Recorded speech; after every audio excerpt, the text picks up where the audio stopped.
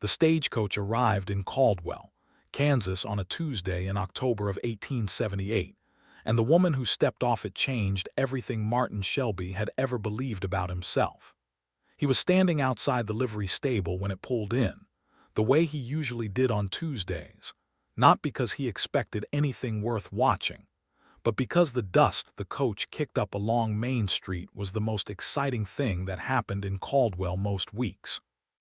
He had one boot propped on the fence post, a piece of straw between his teeth, and his hat pulled low against the flat gray sky that promised the first cold snap of the season.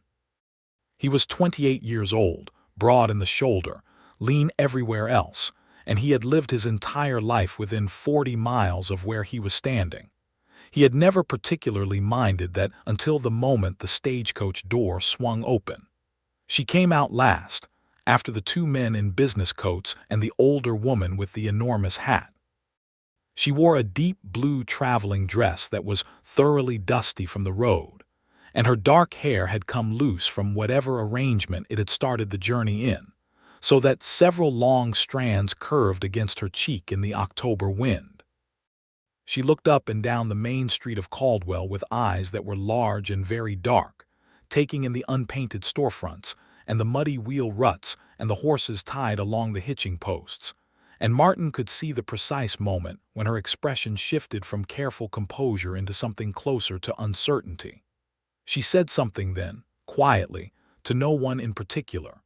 He was close enough to hear it but not close enough to understand it, because it was not English. It was soft and full of vowels, and it rolled out of her like water over river stones, and it was the most beautiful thing he had ever heard come out of a human being. She turned toward the station agent, a man named Gus Howell who was already red-faced with impatience, and she spoke again, this time with more urgency. Gus held up both hands and shook his head. "Ma'am, I don't know what you're saying. English, please. Do you speak English?" She looked at him with those dark eyes and said something that sounded like a question. Gus shook his head again. The other passengers were already dispersing, and the stagecoach driver was unhitching the team with practiced indifference, and she stood there alone on the sidewalk boards of Caldwell, Kansas, with a single leather trunk at her feet and nowhere obvious to go. Martin had already pulled the straw from between his teeth and crossed the street before he had made any conscious decision to do so. He took off his hat when he got close to her, which surprised him because he didn't usually think about hat manners. She looked at him directly, without the lowered gaze he was accustomed to from women who didn't know him, and there was nothing frightened in her expression despite the obvious difficulty of her situation. There was dignity in the way she stood and something quietly determined in the set of her chin. "Ma'am," he said, because it was all he had. She spoke to him then. A full sentence, then another, her hands moving slightly as she talked, her expression earnest and trying very hard to communicate something important. He understood none of it, not one syllable, but he stood there and let her finish, which seemed to be the right thing to do because when she stopped speaking she was looking at him with something like relief at having been listened to. French. He guessed because he had heard the word once from a trapper who had come through Caldwell the previous spring and spent an evening at the saloon talking about New Orleans. Her face lit up. "Oui," she said. "Oui, je parle français." He nodded as if that meant something, and then he pointed to the general store across the street, where old Mrs. Carpenter ran the counter and was arguably the most capable woman in Caldwell in any situation that required practical intelligence. He made a gesture he hoped conveyed the idea of "come with me," and after a moment she picked up one handle of her trunk and he moved to take the other end of it, and they crossed the street together in a kind of wordless negotiation that somehow worked. Her name, as it turned out, took most of the afternoon to establish fully, with the help of Mrs. Carpenter's niece Clara, who had attended a school in Wichita and remembered enough French to be useful if not fluent. The young woman's name was Jennie Shelton. She was 24 years old and she had come from Lyon, France. She had a letter of introduction from a lawyer in Kansas City that had apparently been arranging for her to meet a man named Elias Shelton, a cattle rancher outside of Caldwell, who had been corresponding with a marriage broker in New Orleans. Martin listened to Clara's halting translation, with a feeling he could not immediately name.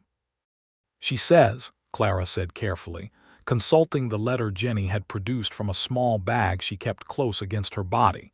"She says that she understood she would be met by a representative of Mr. Elias Shelton, but that no one met her at the stage, and she does not know where the ranch is located." Martin Shelby went very still. Elias Shelton was dead. He had been dead for 6 weeks. He had been thrown from his horse on a September morning, crossing a creek bed that had flash flooded overnight. And the whole county knew it because Elias had been one of the larger landowners, and his death had caused considerable discussion about what would become of the Shelton Ranch. He had no family that anyone in Caldwell knew about. He had no employees left who were still at the property, and apparently he had a French bride coming from Lyon who no one had thought to inform. Martin put his hat back on and took a long, slow breath. "Tell her," he said to Clara, "that I need to explain something to her, and that I am very sorry before I begin." What followed was one of the harder conversations Martin had ever been adjacent to. Clara translated in pieces, stopping to find words, sometimes asking Jennie to repeat herself when Jennie's responses came too fast. Martin watched Jennie's face as she received the news about Elias Shelton. He watched the composure she had been holding in place shift and then reassert itself, shift and reassert itself like a flame in wind. Her eyes filled but did not overflow. She asked several questions. Clara translated them. Was he certain? When did this happen? Was there family? Was there anyone who had any knowledge of the arrangement she had made? Martin answered as honestly as he could. Yes, he was certain. 6 weeks ago, no family that he knew of. He did not know about any arrangement, but he believed the letter she had was from a legitimate office, and that none of this was her fault. She said something then that Clara translated slowly with care. She says she used almost everything she had to come here.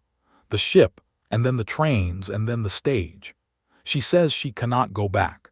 She says she is not asking for anything. She only wants to know what her situation is so that she can decide what to do. Martin Shelby looked at Jennie Shelton sitting very straight in the ladderback chair in Mrs. Carpenter's general store, alone in a country where she did not speak the language, with a dead man's name in her introduction letter and a trunk that held everything she owned, and he made a decision.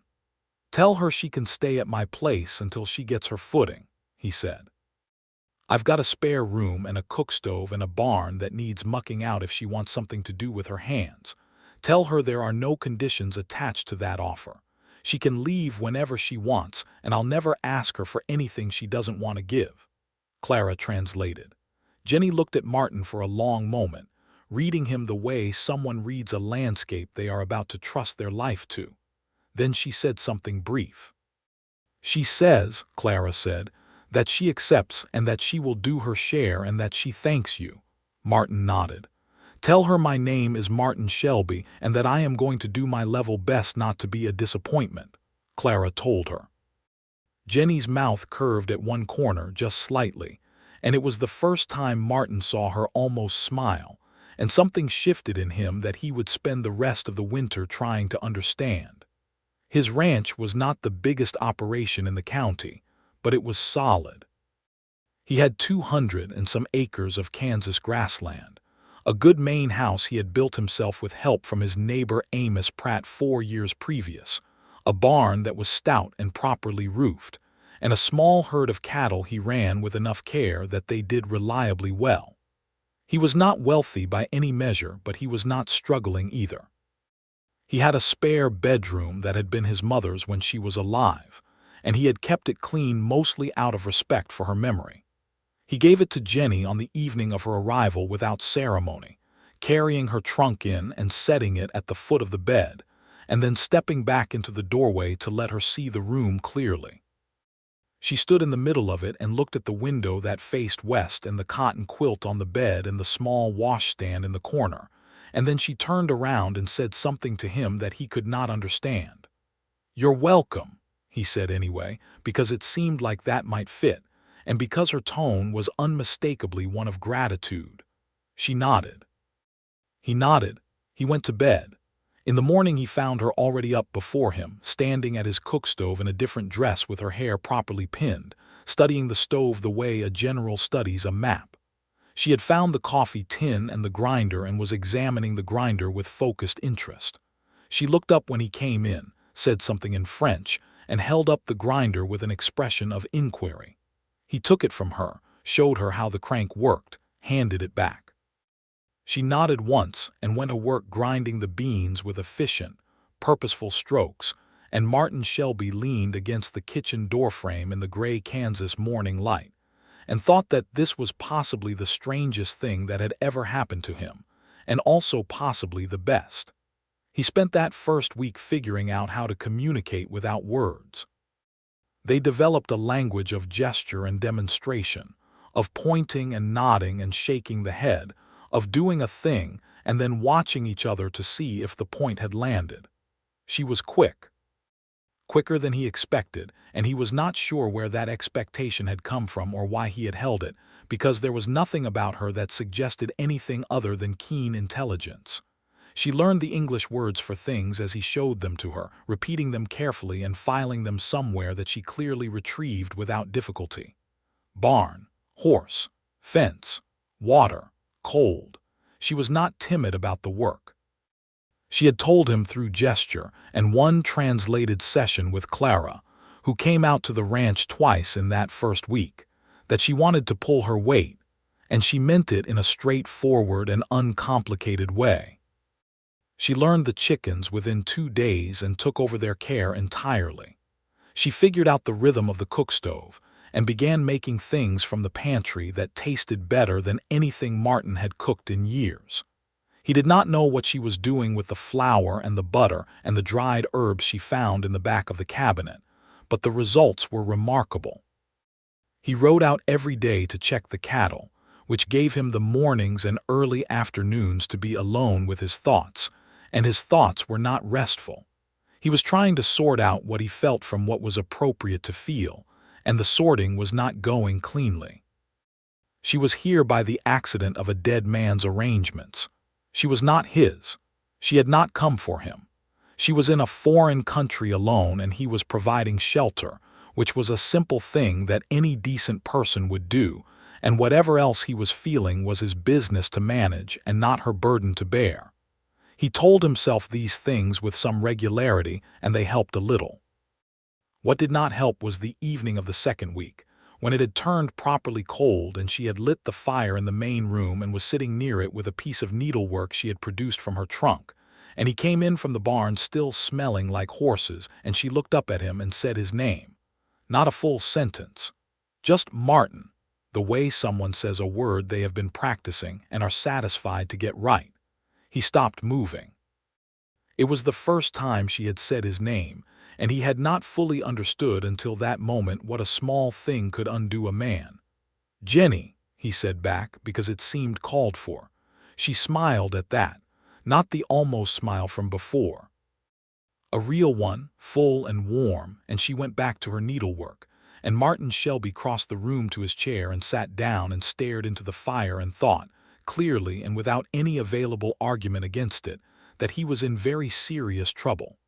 He rode into Caldwell the following Saturday and went to see Clara, who was helping in her aunt's store.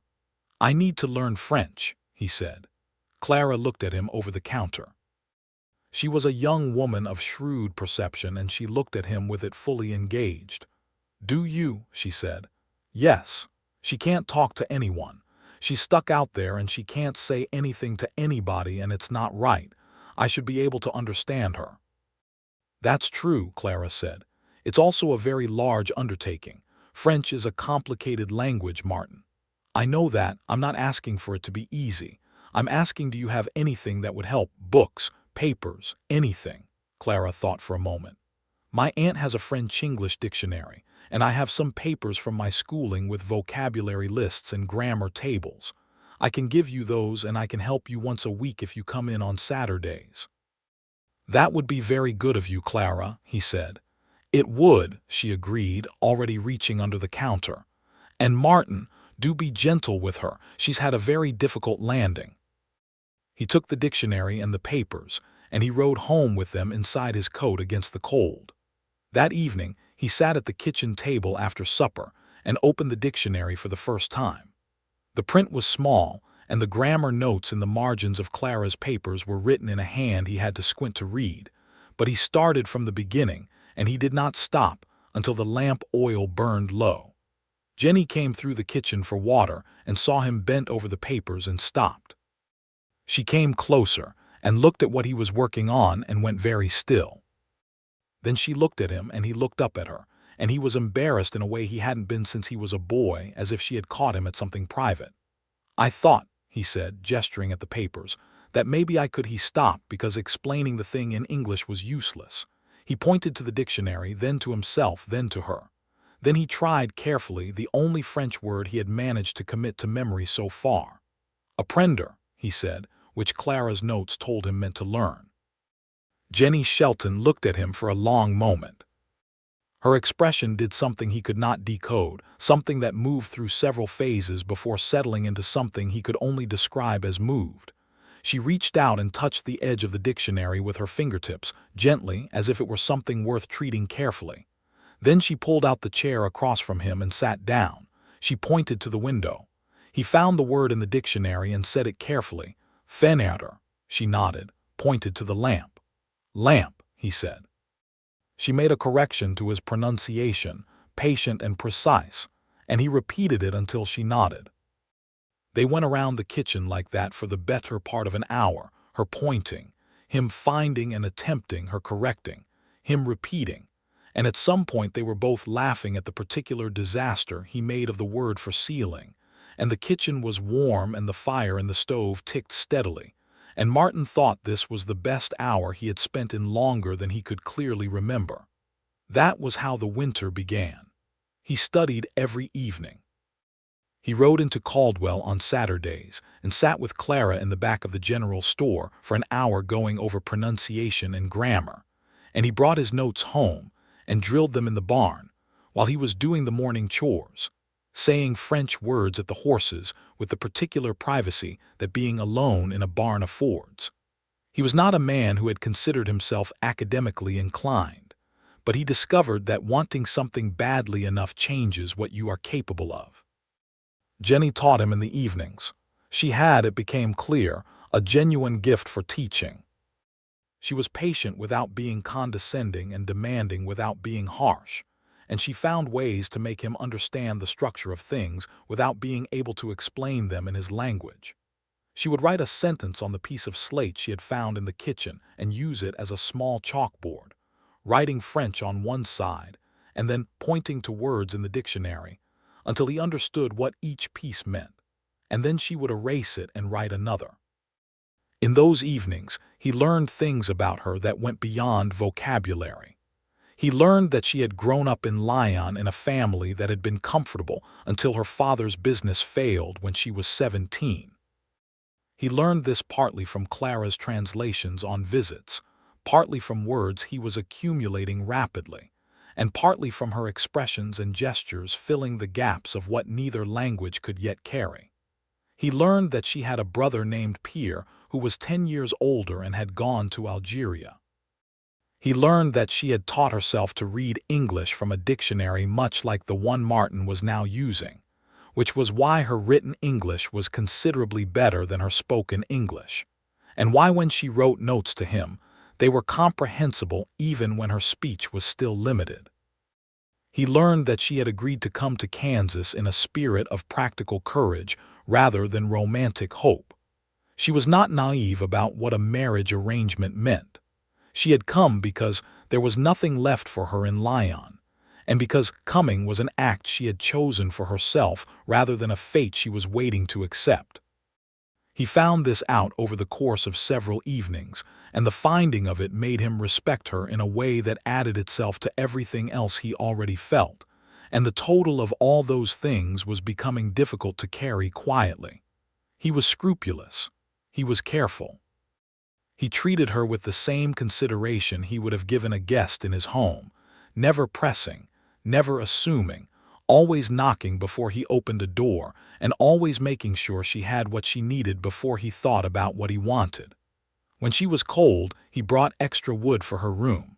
When she was tired, he took over the kitchen work without comment. When she was homesick, which happened in waves he could see clearly in her face, he sat near enough that she was not alone with it but did not try to fix what was not fixable. November came and the prairie went gray and hard. The first real snow fell on a Thursday, and Jennie stood at the window watching it with an expression that was not entirely sad and not entirely happy, but was the particular expression of someone encountering a thing that is beautiful and foreign in equal measure. Martin stood beside her at the window, and they watched the snow come down over the pasture, and the roof of the barn and the fence posts going away toward the property line, and she said something softly that he almost understood. He turned to her and said, carefully, working it out from what he had, "Two pences a lion. Are you thinking of lion?" She turned to look at him, surprised. Then she said, slowly, choosing words she knew he had, yes. She was thinking of lion, but not unhappily. She was thinking that the snow was different here, that it came down differently over flat land than it did in the streets of a city, that it was quieter here. He understood most of it. He missed a word or two and she filled them in with her hands. He said he imagined Lyon was very different from Kansas. She agreed that this was true in every possible way. "Do you miss it?" He asked, and she considered the question seriously, and then she said, in French he could now follow, that she missed certain things.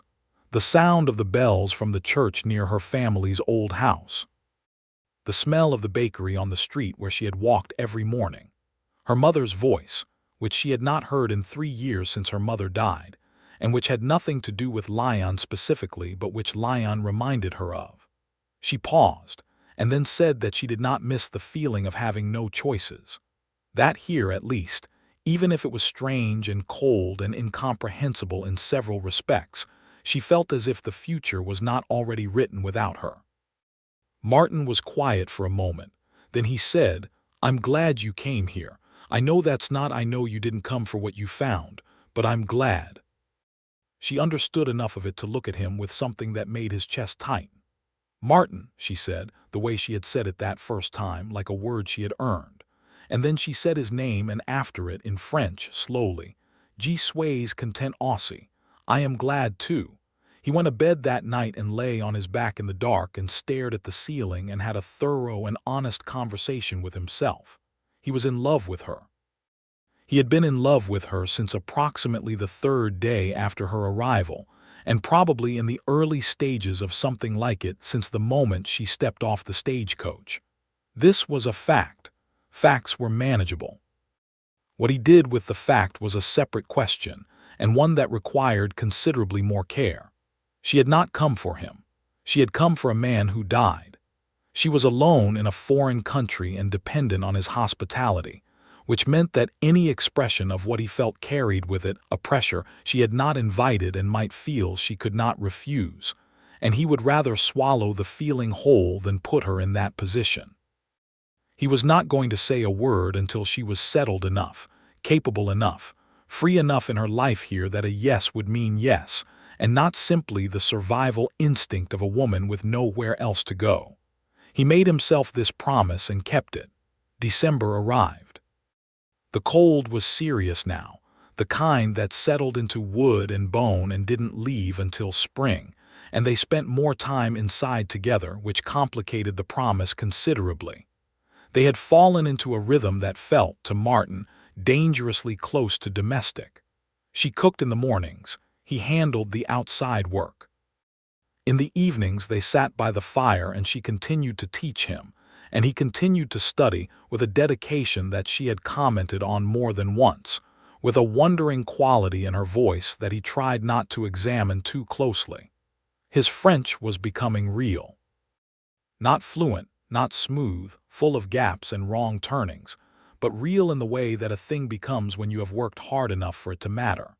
He could follow conversations now, most of them if she spoke at her normal pace, and he was paying attention. He could respond in broken but comprehensible sentences. He could make her laugh with the particular shape of his mistakes, which she corrected with consistent patience, and which she genuinely seemed to enjoy the correcting of.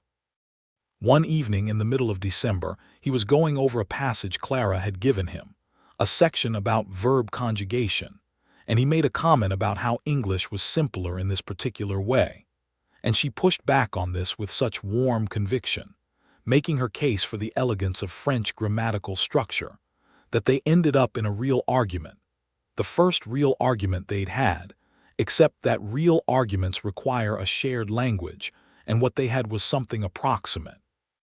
And so the argument was conducted in a mixture of French and English and gesture and laughter that eventually dissolved into both of them having the same opinion without either of them quite remembering which side they'd been on. Afterward there was a comfortable silence, the fire burning down, the wind working at the eaves of the house. "Martin," she said. "Yes," she said in French, careful with the words. "Why are you learning, truly? You could have found a translator. Mrs. Carpenter's niece would come. Why is it you who learns?" He was quiet for long enough that she thought perhaps he hadn't understood. He had understood. "Because," he said, in French that was slow and imperfect but sincere, "the things you say are worth understanding. They should not have to wait for someone else to carry them." She looked at the fire. He watched her profile in the firelight and kept his hands still on his knees. "That is," she said slowly, "one of the finest things anyone has said to me." He nodded and went back to his notes, and she went back to her needlework, and neither of them said anything else for a while, but the room felt different after that, the way air feels different after lightning has moved through it. Christmas came. It was the first Christmas Martin had spent with another person in the house since his mother died 4 years earlier. He did not know what Jennie's traditions were, and she did not know his, so they invented something new together. He cut a cedar branch from the windbreak north of the barn and set it in a jar on the kitchen table, and she produced from her trunk a small collection of ribbon, red and white, that she used to decorate it. He didn't ask where the ribbon had come from. He thought perhaps she had packed it with hope, and that thought did something complicated to him. He had gone into Caldwell the week before and spoken to the general store about what a woman from France might want or need, and Mrs. Carpenter had been unexpectedly helpful, pointing him toward a small bottle of lavender water and a fine milled soap, and a bound journal with blank pages. He had also found, in the back of the mercantile, a small book of French poetry that a previous resident of Caldwell had left in partial payment of a debt. He wrapped everything in brown paper and left the bundle outside her door on Christmas morning with no explanation. She found the gifts before he was out of bed, and when he came into the kitchen she was sitting at the table with the poetry book open, reading, and the lavender water uncapped, and she looked up at him with an expression that turned his heart completely over in his chest. She said something and had to stop. She said it again. She said that no one had given her gifts like this in a very long time, and that she did not know what she had done to deserve such consideration, and that she was grateful in a way she could not find the right word for. He said, in his imperfect French, that she had done nothing to deserve it, and that was exactly the point. That kindness was not a reward for behavior, that she was here in a difficult situation through no fault of her own, and that he wanted her Christmas to be good. She stood up from the table. She crossed the kitchen to where he stood, and she took his hand in both of hers and held it for a moment. Then she said, looking up at him, "You are a good man, Martin Shelby." He was not certain he had ever been told that in his life and believed it. He believed it now because she said it. "Merry Christmas, Jennie," he said. "Joyeux Noël," she said back and smiled. He had a gift for her from himself as well. He had been working on it in the barn for 3 weeks, in the hours when she was inside and he could be alone in the cold with his tools. He had built her a small writing desk, the kind with a slant top and a drawer, sized for the corner of her room where the morning light came in best. He had finished and waxed it, and it had turned out better than he'd expected. He carried it in while she was doing the chickens and set it in her room and left without telling her. When she found it, she called his name from down the hallway, and when he came to her door, she was standing with both hands pressed to her cheeks, looking at the desk, and she turned to him and said things in French that came out too quickly for him to catch more than pieces, but the pieces were enough. She was saying it was beautiful. She was saying she did not know he could make such a thing. She was saying she had wanted a writing desk for longer than she could remember. "Sit down," he said in French. "Try it." She sat down at the desk and opened the drawer and ran her hands along the slant top, and then she took the blank journal he had given her and placed it on the desk, and opened it and sat for a moment in the light coming through the window, and the image of her at the desk he had built for her was one that Martin filed away in a permanent place in his memory, to be kept without any decision about what it meant, simply kept because it was too important to lose. January made the cold absolute. The cattle needed more attention, and Martin was outdoors longer, coming in at dusk with frost on his coat and the particular weariness of physical work in serious cold. Jennie always had something on the stove when he came in, and this was never discussed or arranged. It simply happened. The way things between them tended to simply happen without negotiation. She had begun going into Caldwell with him on Saturdays. He had introduced her to the people on Main Street with the same straightforward manner he did everything, explaining that she was staying at his ranch and learning English, and asking without particular apology that people be patient with her. Most of Caldwell was decent in this way. Mrs. Carpenter liked her immediately and began keeping French English flashcards behind the counter so that Jennie could practice when she came in. The blacksmith, a large, quiet man named Samuel Holt, tipped his hat to her every time she walked past and had apparently decided that this was the whole of what was required of him, which she seemed to appreciate. There were some who were less welcoming. A man named Cord Davies, who had an opinion about everything and shared it without invitation, made a comment at the feed store one Saturday about foreigners taking up space in American homes, looking directly at Martin while he said it. Martin turned slowly and looked at Cord Davies with the particular flatness of expression that men learn when they want to make clear that a line has been crossed without the conversation going further. Cord Davies found something else to look at. Jennie had understood the tone, if not all the words, and later, walking back to the wagon, she asked him what that had been about. Martin told her, in the plainest French he could manage, that some people were small in their thinking, and that Cord Davies was smaller than most. She nodded and said that this was true everywhere in the world, and that she had learned to measure a community by its best people rather than its worst. He thought about that for the rest of the drive home. Her English was building week by week in the same way his French was, piece by piece, each piece held in place by context and repetition, and the particular need of two people determined to reach each other across a language barrier through sheer force of care. She could follow a simple conversation by January. She could make herself understood to Mrs. Carpenter without assistance. She had begun speaking to the horses in a mixture of French and English that the horses seemed to find perfectly acceptable. One afternoon in late January, she came to the barn while he was working on a harness repair and stood watching him for a moment, and then in English, clearly rehearsed, "Martin, I would like to tell you something." He set down the harness. He gave her his full attention. She switched to French because the thing she wanted to say was too important to risk losing in translation. She said she had been thinking very seriously about her situation and her future, and that she knew she could not live at his ranch indefinitely without that being a burden, and that she had been wondering if Mrs. Carpenter might take her on at the general store, because her English was improving enough to manage simple transactions, and she wanted to be contributing something to this community rather than simply existing inside it. He listened to all of it. Then he said in French that was now genuinely good even if not native that she was not a burden, that she had never been a burden, that she ran the household better than he had run it alone, and the chickens had never been healthier and the kitchen had not smelled that good since his mother was alive. She listened to all of that too. Then she said quietly, "That is not the point. The point is that I want to be a person who stands on her own feet, even here, especially here." He understood this perfectly in any language. "Then we will talk to Mrs. Carpenter," he said. Mrs.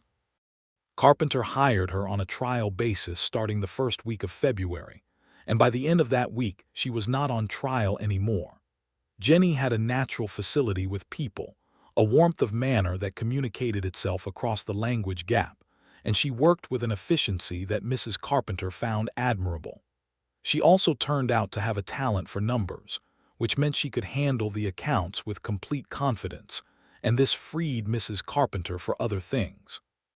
She rode into town with Martin in the mornings and back in the evenings, and these rides became, without either of them planning it, some of the most important hours of their days.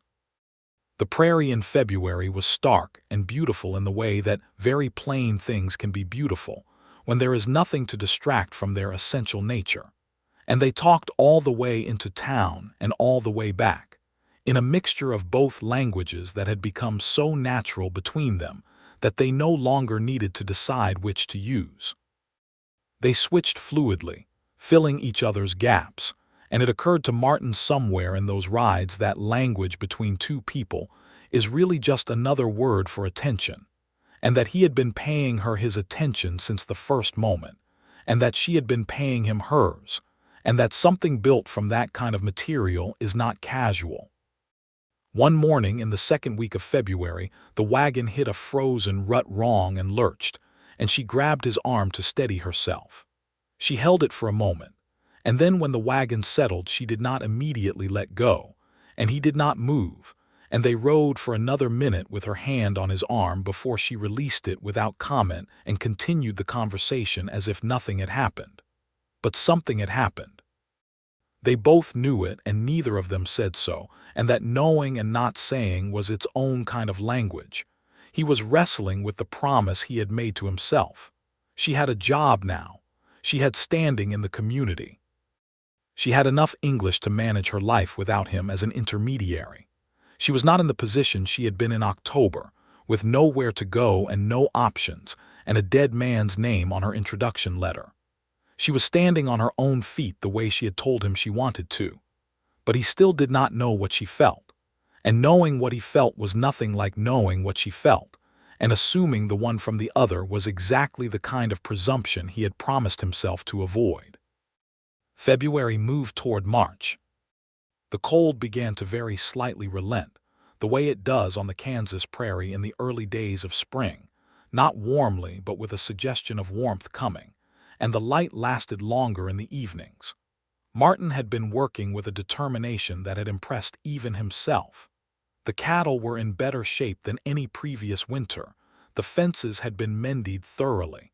He had started on an addition to the barn that he had been meaning to build for 2 years. Having someone in the house who noticed his work, who asked about it with genuine interest, who understood what he was building and why, had changed his relationship to the work itself. He found himself wanting to build things worth showing her. On a Saturday in early March he came into Caldwell to find Jennie in some distress. She was at the back of the general store with Mrs. Carpenter, and her expression when she looked up at him made him cross the room quickly. Clara was there too, and she explained. A man had come in that morning representing himself as an associate of the lawyer in Kansas City who had originally arranged Jennie's passage. He had suggested that since Jennie Shelton had died without the arrangement being completed, there was a question about who owed the travel costs that had been advanced, and that Jennie might be liable for repayment of a considerable sum. Martin listened to all of this with an expression that became progressively quieter and more still, which people who knew him understood was not a good sign. "Who is this man?" he asked. No one knew exactly. He had been in the saloon. Mrs. Carpenter had sent her nephew Hank to keep an eye on him. Martin said to Clara, "Tell Jennie that this is going to be handled and that she has nothing to worry about." Then he went to the saloon. The man was called Fowler, and he was the sort of man who relied on people not knowing their rights, which was a reasonable business model in some situations, but not in every one. Martin sat down across from him, and made clear in precise terms that Elias Shelton had been a resident of Cowley County, Kansas, that his estate was being administered by the county, and that any claim against it would need to go through proper legal channels and not through an approach to an unprotected woman in a general store.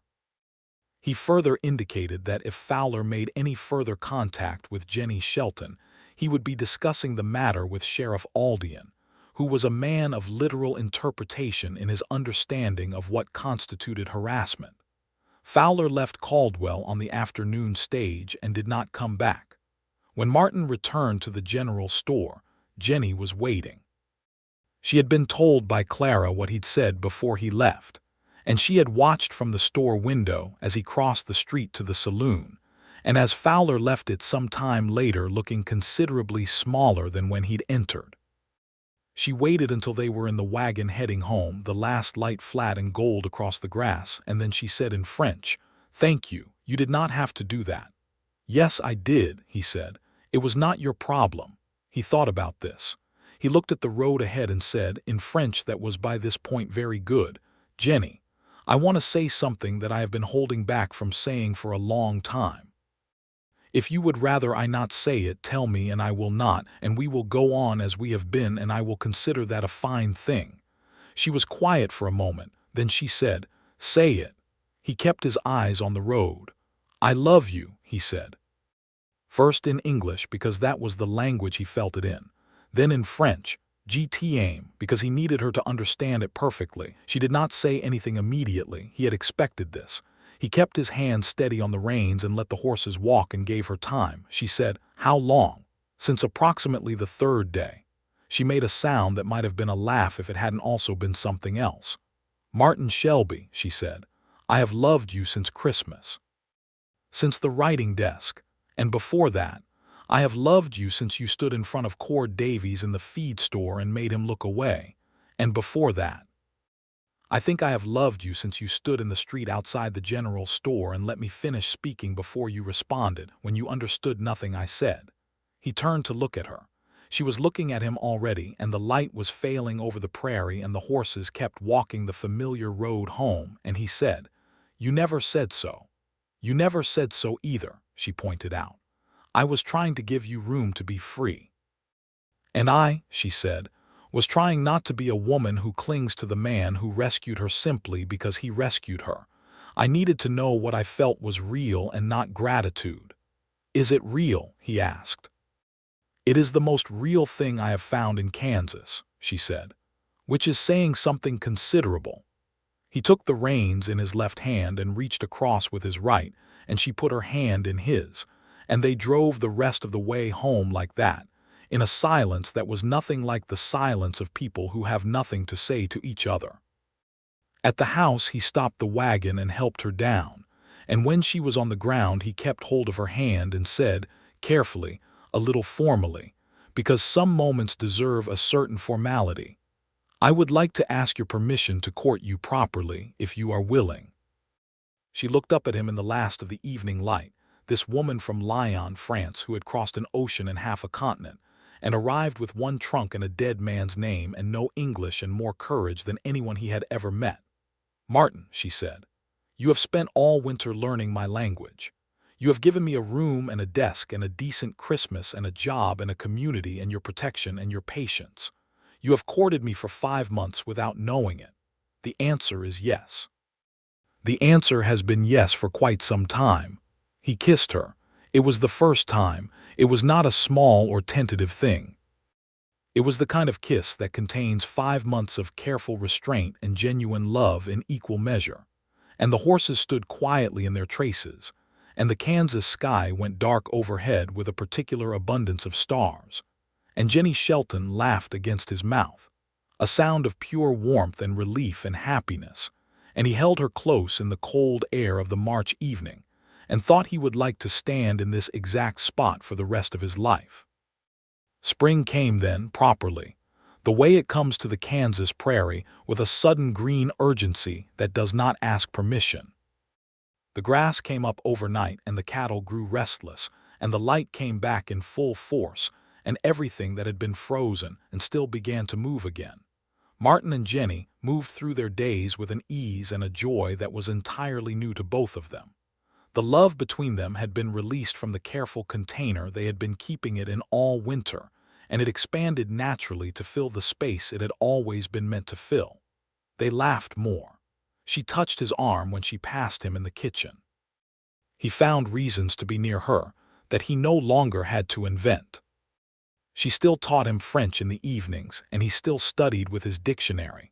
But now the lessons were interrupted regularly by other conversations, longer and wider, ranging over everything from her memories of Lyon to his memories of growing up on this land, from the books she had read to the horses he remembered as a child, from what they each believed about the nature of God to what they each wanted from the next 10 years of their lives.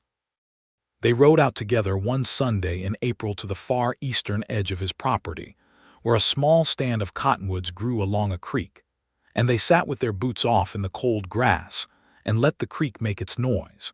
And she told him about her mother in detail for the first time, the way her mother had moved through the world, the particular things she had said and believed, and Martin listened to all of it in French that he no longer needed to translate consciously but simply understood. The way understanding a language feels when it has stopped being a skill and become something closer to a natural sense.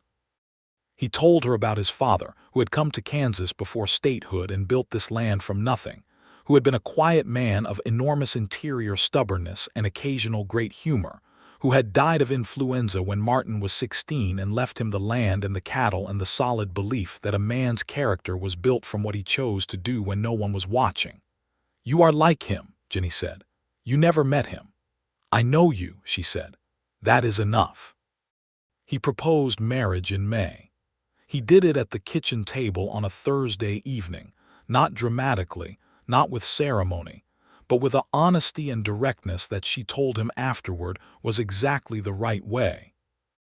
He said that he wanted to spend his life with her, that he wanted to build things with her that they could both look at in 30 years and know they had made together, that he wanted to learn the rest of her language, and for her to learn the rest of his, and for them to spend whatever time they had in the considerable pleasure of each other's company. She said yes before he had finished the sentence. They were married in June of 1879 in the Caldwell town church, a small wooden building that nevertheless held nearly the whole town on their wedding day, because Jennie Shelton had in 8 months become someone that Caldwell counted as its own. Mrs. Carpenter was in the front row. Clara stood up with Jennie. Amos Pratt, who was Martin's oldest friend and nearest neighbor, stood with Martin.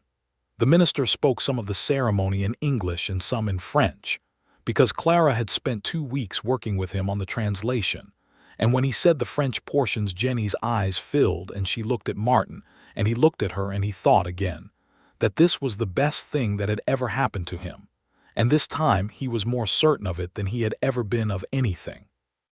They walked out of the church into the June sunshine, and the whole of Caldwell seemed to be outside, and someone had brought a fiddle, and the afternoon became a celebration of the kind that small communities make beautifully, out of nothing more complicated than the genuine good feeling of witnessing two people who were clearly meant for each other finally making it official.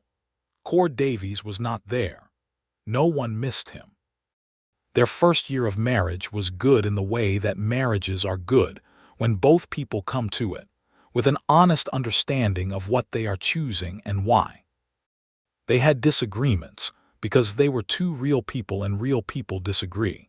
And their disagreements had the particular flavor of two people who have both learned to argue in someone else's language, which meant that occasionally the wrong word came out and had to be corrected, and occasionally the correction itself became the dispute. And they both found this funny enough that very few arguments lasted past the point where someone started laughing. She continued working for Mrs. Carpenter part-time, because she wanted to, and because Mrs. Carpenter's accounts had never been more precisely kept, and because it gave her an independence she valued and that Martin valued for her. He expanded the cattle operation with the steady confidence of a man who was building something meant to last more than one generation.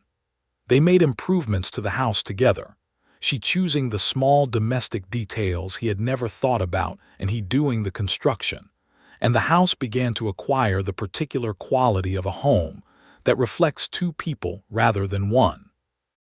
In the spring of 1880, their first child was born, a boy they named Henry Paul Shelby, Henry for Jennie's father and Paul for Martin's grandfather. He was born on an April morning with the prairie wind coming through the open window and the first wildflowers visible from the bedroom. And when Martin held him for the first time, he said something in French that came out wrong in every technical grammatical sense, but was completely correct in every sense that mattered, which was that this was the greatest thing he had ever witnessed, and that he did not know how to hold this much feeling without spilling it. Jennie laughed at him, exhausted and luminous, and reached up and touched his face. Henry grew quickly and loudly and with tremendous enthusiasm for every aspect of ranch life. He learned both French and English simultaneously, the way children of bilingual homes do, switching between them without effort or awareness, and Martin thought sometimes that this child of theirs had something that neither of them had been given at birth, which was two whole worlds available to him in his first language, without the winter of work it had taken his father to reach the second one.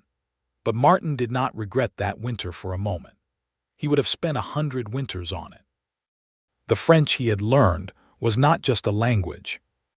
It was the specific shape of how he loved his wife, the proof that had no other equivalent, the thing he had done that said in the clearest possible terms that she was worth every hour of difficulty, and that what she had to say was worth whatever it took to understand it. Amos Pratt, who came for Sunday dinners regularly, and who had watched the entire story of Martin and Jennie unfold from its beginning, said to Martin once, over a glass of whiskey on the porch, while the summer light declined and Henry could be heard somewhere in the barn staging what sounded like a dramatic confrontation between two pieces of harness. "You know, most men in your situation would have hired a translator." "I know," Martin said. "Instead you went and became one yourself, more or less." Amos was quiet for a moment, the way men who have been friends long enough are comfortable being quiet together. Then he said, "That's the difference, I think, between a man who wants a woman in his house and a man who wants to actually know her." Martin considered this. "That's about right," he said. In 1882, their daughter was born, whom they named Marguerite, which was the name of Jennie's mother, and who came into the world with dark hair and her father's eyes, and an expression of such composed assessment that the midwife said she had never seen a newborn look so entirely in charge of the situation. She was called Maggie within the week, and she was everything her name implied: thorough, clear-eyed, and possessed of an opinion on every subject that she was entirely prepared to share with anyone who asked, and several people who hadn't. Henry adored her with the uncomplicated devotion that 2-year-old boys sometimes develop for new siblings, which meant he spent the first months of her life doing everything in his power to make her laugh, which she obliged him with starting earlier than any of them expected. The ranch grew. The cattle herd expanded, and Martin hired 2 hands, brothers named Diego and Rafael Vargas, who had come up from Texas, and who were skilled and reliable, and who fit into the operation without friction. Jennie ran the household with the same systematic efficiency she brought to everything, and also maintained a correspondence that had grown to include several other French-speaking women she had located through an announcement in a Kansas City paper, wives and daughters of settlers who had arrived with limited English, and found themselves isolated by language in ways that Jennie understood intimately. She wrote to them with practical advice about English acquisition and American customs, and which tradespeople in which towns were trustworthy and which were not. And the letters were read aloud in homes across 3 states by women who had been told by no one else that the strangeness and loneliness of their situation was both understandable and survivable. Martin read these letters sometimes with her permission, and the reading of them made him think again about the woman who had stepped off the stagecoach in October of 1878 with one trunk and know English and the kind of courage that doesn't announce itself, because it is simply the only available response to circumstance. He thought about what it had cost her to be that woman, and what it had given him that she had been. One evening in the autumn of 1883, 5 years after the stagecoach, they were sitting on the porch in the cooling air with the children inside with the Vargas brothers, who had developed with Henry and Maggie the kind of informal uncle relationship that fills out a family without being formally named. The cattle were in for the night. The stars were doing what Kansas stars do in October, which is to fill the sky with the particular extravagance of an unobstructed horizon. Jennie had her head on Martin's shoulder, and they were not talking, which was comfortable. She said after a while, "Do you remember when we sat at the kitchen table and you opened the dictionary for the first time?" "I remember." "You looked terrified," she said. "I was terrified," he said. "It's a very large dictionary," she laughed. "You were also determined, I could see it. I thought, this man is going to learn this entire thing, every word, and nothing is going to stop him." "I did not learn every word," he said. "I still don't know the word for the feeling of watching the weather change over a flat horizon. That is not in the dictionary," she said. "That feeling has no word. In any language." "In any language," she confirmed. "Some things resist words." He pulled her closer. "Not everything." She was quiet for a moment. Then she said in French, the way she sometimes still said important things in French even though her English was now fluent, perhaps because French was still the language that felt most like the inside of her heart. "Je t'aime, Martin Shelby, plus que je ne saurais le dire." "I love you, Martin Shelby, more than I could ever say." And he answered her in French that was no longer the hard-won French of that first winter, but the easy, lived, in French of a man who had been speaking it for 5 years in the closest proximity to someone he loved.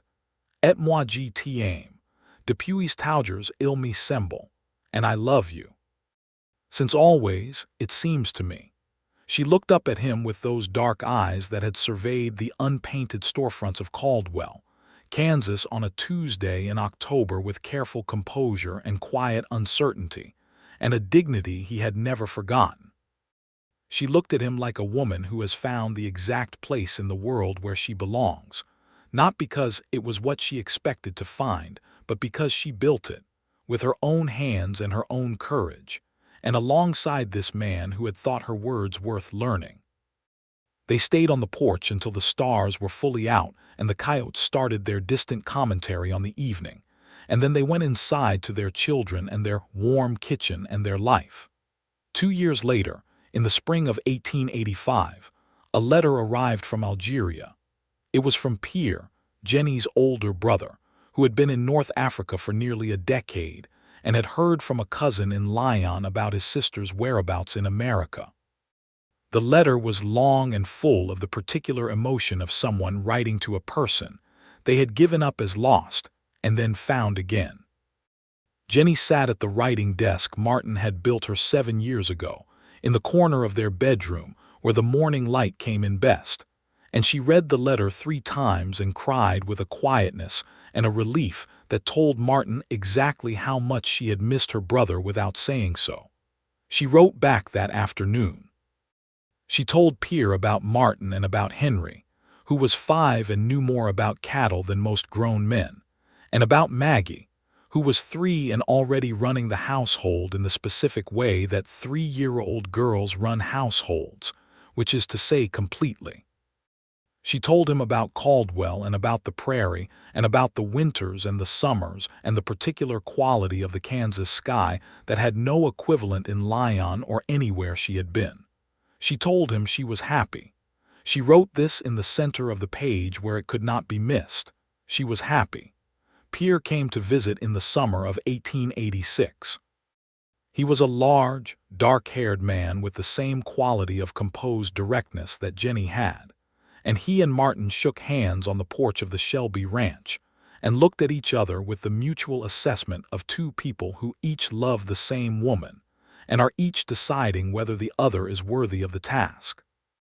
Then Henry came running from the barn and inserted himself between the 2 men at approximately the height of their belt buckles, addressed his uncle in French with what appeared to be a very urgent question about horses, and Pierre dropped to his knee to answer him, and Martin saw his wife watching from the doorway with an expression of such complete happiness that it was almost too private a thing to witness.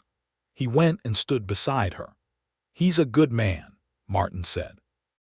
"He was always a good man," she said. "He just had to do some living to get there." Pierre stayed for 3 weeks. He and Martin got on well, in the way that men do when they have something important in common and recognize it without needing to discuss it. Pierre spoke some English and Martin spoke excellent French by this point, so they were never without a working language, and they spent several evenings on the porch with whiskey and the vast Kansas night overhead talking about Algeria and about Kansas and about cattle and about the particular difficulty and rewards of loving a person who comes from a different world than you. Before he left, Pierre took Martin aside and said, in French, that he had been worried about his sister for years, not knowing where she was or what had happened to the arrangement she had made to come to America. He said that the worry had been a weight he carried. He said that seeing her now here on this land, with these children, with this man, the weight was gone. He said it without ceremony, the way men who are not accustomed to saying such things say them when they mean them enough to say them anyway. Martin shook his hand and said in French that he was glad Jennie had a brother like him, and that the children should know their uncle, and that the door of this house was open to him as long as there was a door.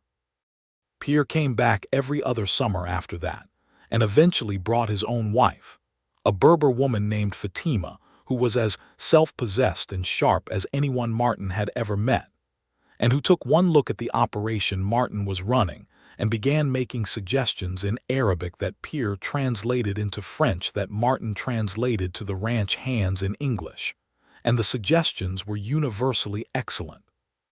The years accumulated with the particular richness that lives have when they are lived in full knowledge of what matters. Henry grew tall and broad like his father and brown-eyed like his mother, and by the time he was 12, he was the most competent young person on the ranch and also the most fluent in both languages, and had begun teaching himself Spanish from Rafael Vargas, who considered this the highest possible compliment and taught him with tremendous patience and occasional dramatic flair. Maggie grew into exactly the person her infant expression had promised: thorough, clear-eyed, possessed of opinions, and capable of more practical courage than most adults twice her age. She was also, like her mother, a natural teacher, and by the time she was 10 she had set up what she called an English school in the barn on Saturday afternoons for the children of 2 neighboring families who were recent immigrants from Germany, conducting lessons with a chalk and slate with an authority that no one questioned. Jennie watched her daughter teach and felt something she had no word for in either language. She sat with Martin that evening on the porch and told him what she had seen. He said, "She learned that from you. She learned that from watching what was done for me," Jennie said. "She learned that when someone is struggling with a language and a new place, the decent thing is to help, which she learned from watching it happen, which we both did," she said. They sat in that comfortable way they had, the way of 2 people who have been together long enough that silence is as conversational as speaking, and the prairie evenings settled around them and the cottonwoods down by the creek made their particular sound in the wind. In 1889 Kansas, weather made a point of itself in the way it periodically did, with a summer that was brutally dry and a late hard freeze in September that hit the grass at the wrong moment and took a portion of the cattle herd. It was a difficult year in the way that ranching years can be, the kind that requires the discipline of working through the loss and the calculation of what comes next. Martin handled it the way his father would have recognized, without drama and without despair, simply working the problem with the stubborn practical optimism that was perhaps his most characteristic quality. Jennie handled it the way she handled everything, by being completely present in it and applying whatever intelligence and capability she had to whatever was in front of her. She cut the household expenses with surgical precision. She took on additional hours at Mrs. Carpenter's store. She wrote to her network of frontier women and found a contact who knew a rancher in Nebraska selling good breeding stock at a price that made recovery possible. And she negotiated the details of that purchase in English via letter, with the efficiency of someone who had been doing business correspondence her whole life. They came through the year without debt and without the loss of the operation, which was more than some of their neighbors could say. And the following spring the grass came back thick, and the new cattle settled well. And by the summer of 1890, the ranch was in better shape than it had ever been. Martin came in from the south pasture one evening of that summer to find Jennie at the kitchen table with a piece of paper in front of her, and she looked up at him with an expression he had learned to read over 12 years of marriage, which meant she had something to say that she had been considering carefully. "Sit down," she said. He sat down. She pushed the paper toward him. It was a letter from the county land office. The Shelton property, Elias Shelton's old ranch, had come up for county auction. It had been sitting unsettled for over a decade, and the county was finally moving to clear the title. "I want to buy it," she said. He looked at the letter and looked at her. "It is a good piece of land," she said. "The water rights on the east edge are excellent. Henry will need land eventually. Maggie will need assets in her name." And she paused. "And it is where I arrived, Martin.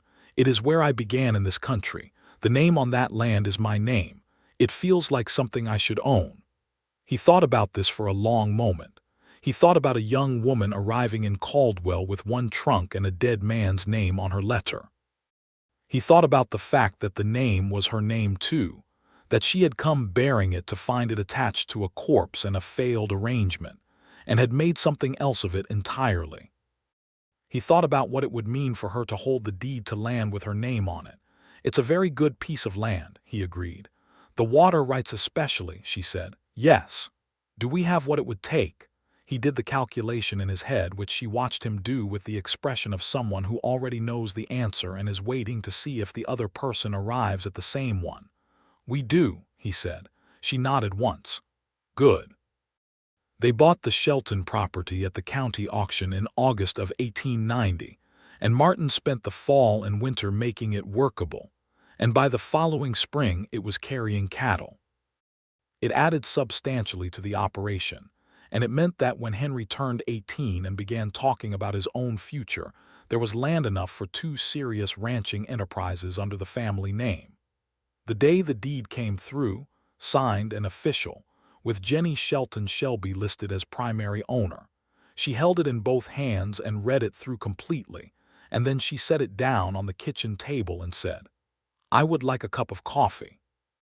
Martin got them both coffee, and they sat at the kitchen table with the deed between them, and Jennie wrapped both hands around her cup and looked at the paper and said, "When I stepped off that stagecoach, I thought my life was over. I thought I had made the worst mistake I would ever make and that I had run out of country to go to. And," he said, "and I was standing outside a general store in a town I had never heard of in a language I did not speak," she said, "and a man took off his hat and let me finish saying something he could not understand. And that was the whole world changing." "For both of us," Martin said. She looked at him. "For both of us," she agreed. Outside the kitchen window, the August, Kansas afternoon was doing what August, Kansas afternoons do, which is to be vast and golden and indifferent to the smallness of individual lives, in the way that enormous things are indifferent, not with cruelty, but with the simple scale of geological time versus human time. Inside the kitchen, the coffee was warm and the deed was signed, and the children were somewhere on the property growing into the people they were going to be, in both languages and all the spaces between them. The years continued. Henry Shelby grew into a young man of such fundamental competence and goodness that Martin sometimes caught himself watching his son with the specific astonishment of a man who cannot quite believe he had any part in creating something so worthwhile.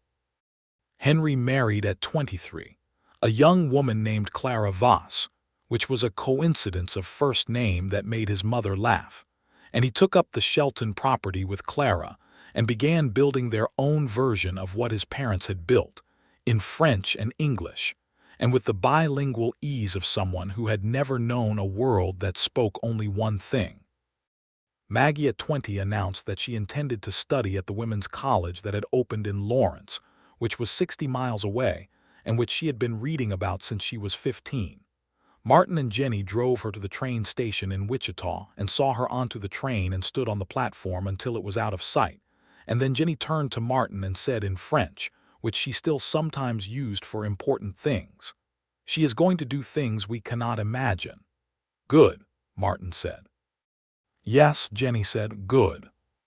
They drove home across the fall prairie, just the two of them for the first time in 20 years, and the quiet of the wagon was a different quiet than it had been before. It was the quiet of a full life rather than an empty one, and there is a tremendous difference between those two kinds of quiet. That winter, in the evenings by the fire, Jennie produced the journal Martin had given her on their first Christmas together and showed him what she had written in it over the years. Not all of it, but pieces. Passages from those early months when she had been recording her new world in French, with the precision of someone determined to keep hold of what was happening. Passages that described the kitchen and the stove and the small desk he had built, and the way the snow looked over the flat Kansas grassland, and the way a man named Martin Shelby stood in the street of a small town and took off his hat and waited. He read what she had written, in French that he could read as easily as English now, and when he was done, he set the journal on his knee and looked at the fire for a moment. "You wrote about me from the beginning," he said. "You were the most interesting thing in Kansas," she said. "That's a low bar." "It was not low," she said very seriously. "I had seen Kansas. It was a high bar. You cleared it easily." He laughed and she laughed, and the fire burned steadily, and outside the prairie wind moved through the grass the way it always had and always would, caring nothing for anything particular, only for the general business of being wind. Maggie came home from Lawrence for Christmas with ideas and ambitions that she described in full over dinner with the specific energy of someone who has discovered the world is larger than they thought and is delighted by this. She was going to study law. Not to practice it necessarily, although perhaps that too, but to understand it because the women she had been writing to through her mother's network, the immigrant women on the frontier, were often in situations where the law bore on their lives in ways they did not understand and could not navigate. She wanted to change that. Jennie listened to her daughter speak, and when Maggie finished, Jennie said in English clearly, "Your grandmother would have been very proud of you." "Which grandmother?" Maggie asked. "Both," Jennie said, "but I was thinking of mine." Martin raised his coffee cup. "To grandmothers," he said, "they all raise their cups." In the spring of 1898, 20 years after the stagecoach, Martin and Jennie rode out to the Shelton property to visit Henry and Clara and their grandchildren. There were 3 of them by then. Louis, who was 6 and had his grandfather's patience and his grandmother's eyes. Adele, 4 years old and already the loudest person in any room she entered. And the newest, just 8 months old, a small round-cheeked boy they had named Martin, which had caused the elder Martin a moment of such genuine emotion that he had needed to excuse himself to the barn for several minutes before he could come back and be social about it. They sat on Henry's porch in the April afternoon, Martin and Jennie and Henry and Clara, while the children moved through the yard in the way children do, with no particular purpose and complete commitment to every moment of it. Jennie had her hand in Martin's. She had been doing this, holding his hand, since the wagon ride home in March of 1879 when he had told her he loved her, and she had told him she had known it since Christmas. 20 years of holding his hand in various conditions, and it still felt like the first time it had felt like the right thing, which was that evening in the wagon when she had grabbed his arm in the frozen rut and held it a minute longer than the rut required. "Are you happy?" Louis asked, appearing suddenly beside his grandfather's chair with the directness of a 6-year-old who has thought of an important question. Martin looked at Jennie. She looked at him. It was not a complicated exchange. It was the look of two people who have been paying each other their full attention for 20 years and who find at the end of it that they know each other better than they know themselves and are in no way tired of it. "Very," Martin said to his grandson. In English and then in French, because some things need saying in both. "Très heureux," Louis considered this. "Because of Grandmere?" he asked. "Primarily," Martin said. Louis nodded as if this was the correct answer and wandered back toward Adele and whatever enterprise was currently occupying the yard. Jennie leaned her head against Martin's shoulder in the April afternoon on the porch of the land that bore her name, with their grandchildren playing in the yard and their son and his wife talking quietly nearby, and the prairie spreading away in every direction with the particular indifference and beauty that had greeted her on a Tuesday in October of 1878, when she had stepped off a stagecoach speaking only French in a country that spoke nothing but English. She thought sometimes about what might have happened. What would have been different if Elias Shelton had not died? What she would have had instead of what she had? She could not say with any honesty that she would have had better. She could not imagine better. She could imagine different, but the word different was a cold word compared to what she had in her hand. She had a man who had spent a winter learning every word she said. She had a home on the flat, wide-skied Kansas prairie that she had come to with such complicated feelings, and had made, over years, into something that was simply and irreversibly home. She had children and grandchildren who moved through the world in two languages as if it were the most natural thing, because for them it was. She had a brother who came every other summer and brought his family and sat at her kitchen table and said things that made her laugh the way only someone who has known you your whole life can make you laugh. She had all of this from a Tuesday in October and a man who took off his hat. Martin pressed his lips to her hair. She said quietly in French, "I love this life." He said quietly, in French that was as natural to him now as breathing, "So do I." The afternoon held them, the April sun warm on the porch boards, the Kansas wind moving steadily through the new grass, the cattle in the distance doing what cattle do, the grandchildren in the yard doing what grandchildren do, and everything that had ever been uncertain about this life long since resolved into the particular certainty of people who have built something real and know it, and have no interest in being anywhere else. Martin Shelby had come to this land with nothing in particular to expect from it, except the work of maintaining what his father had left him. He had not expected a stagecoach on a Tuesday in October. He had not expected a woman with dark eyes and one trunk, and a language he did not speak. He had not expected to spend an entire winter at a kitchen table with a French dictionary, learning every syllable of a woman's voice as if each one was a word worth knowing, because it was, because she was, because the things she had to say were worth whatever it took to understand them. He had not expected any of it. He had gotten all of it. He held his wife's hand on the porch in the afternoon light and understood that this was the whole of what a man could hope for, that the arithmetic of a life, when it was lived with enough attention and enough honesty and enough willingness to learn what needed learning, could add up to something like this. The sun moved west over the Kansas prairie. The children played in the yard. The grass went on and on in every direction as it always had, as it always would. Everything was exactly right.